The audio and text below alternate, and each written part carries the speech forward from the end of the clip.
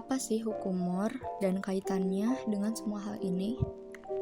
Moore's Law alias hukum Moore adalah sebuah pengamatan yang dilakukan oleh pendiri Intel Gordon Moore pada tahun 1965.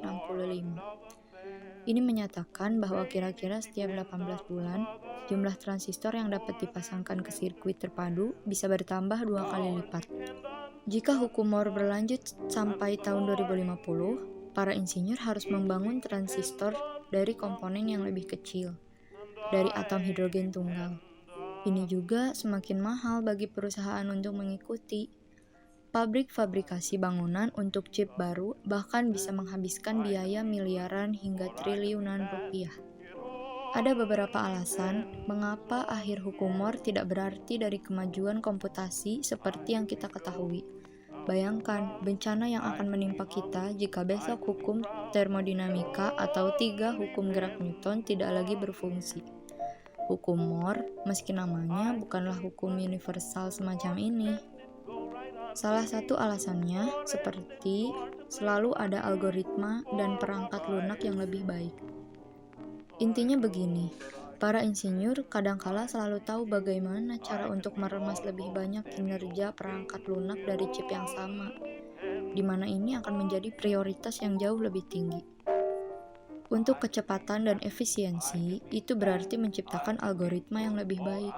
Selain kecepatan, mudah-mudahan itu berarti perangkat lunak yang dihadirkan bisa lebih elegan dan tingkat fokus yang besar pada pengalaman pengguna, tampilan dan nuansa dan kualitas. Bahkan jika hukum Moore berakhir besok, mengoptimalkan perangkat lunak saat ini masih akan memberikan banyak tahun-tahun ke depannya, dan walaupun tidak untuk beberapa dekade. Perkembangan pesat komputer. Jumlah transistor dalam sirkuit terintegrasi akan bertambah 2 kali lipat setiap tahunnya.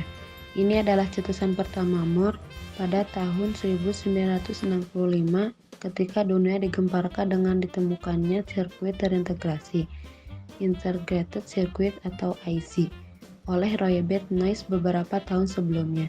Seperti yang kita tahu, penemuan sirkuit terintegrasi yang menggabungkan beberapa transistor membuat komputer-komputer menjadi semakin kompak dengan kekuatan komputasi yang meningkat secara signifikan.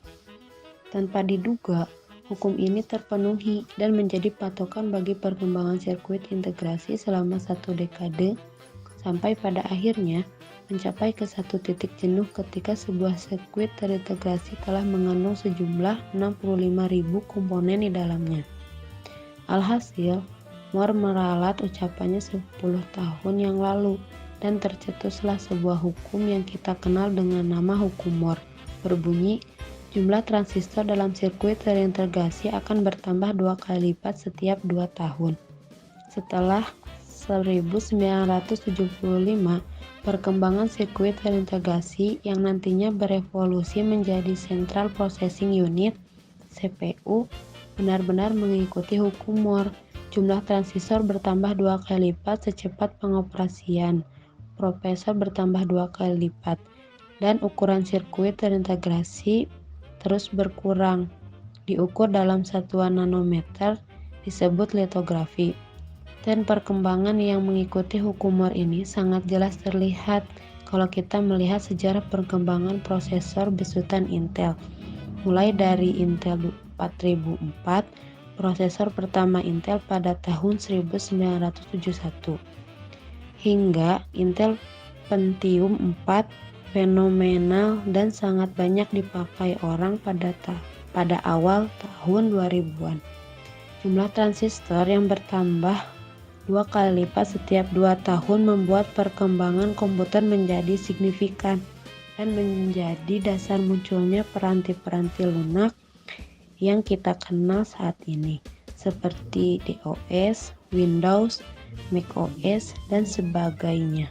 Komputer digital pertama yang sebenarnya dirancang oleh matematikawan Inggris Charles Babbage pada tahun 1792 sampai 1871, meskipun Babbage menghabiskan sebagian besar hidupnya dan kekayaannya untuk mencoba membangun mesin analisis, dia tidak pernah berhasil bekerja dengan baik karena itu murni mekanis dan teknologi pada zamannya tidak dapat menghasilkan roda gigi, dan roda yang diperlukan untuk presisi tinggi. Yang dia butuhkan tak perlu dikatakan, mesin analitik tidak memiliki sistem operasi. Sebuah sejarah yang menarik disisihkan. Babbage menyadari bahwa dia akan membutuhkan perangkat lunak untuk mesin analitisnya. Jadi, dia menyewa seorang wanita muda bernama Ada Lovelace yang merupakan putri dari penyair terkenal Inggris, Lord Byron, sebagai programmer pertama di dunia. Sistem operasi melakukan tugas-tugas dasar seperti mengenali input dari keyboard, mengirimkan output ke layar, melacak file dari direktori pada disk, dan mengendalikan perangkat peripheral seperti disk drive dan printer.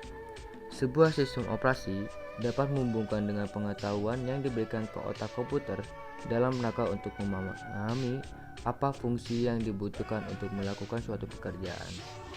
Sistem operasi dapat ditemukan pada sejumlah tak terhitung item termasuk ponsel, mesin, ATM, dan bahkan banyak mobil hari ini menggunakannya.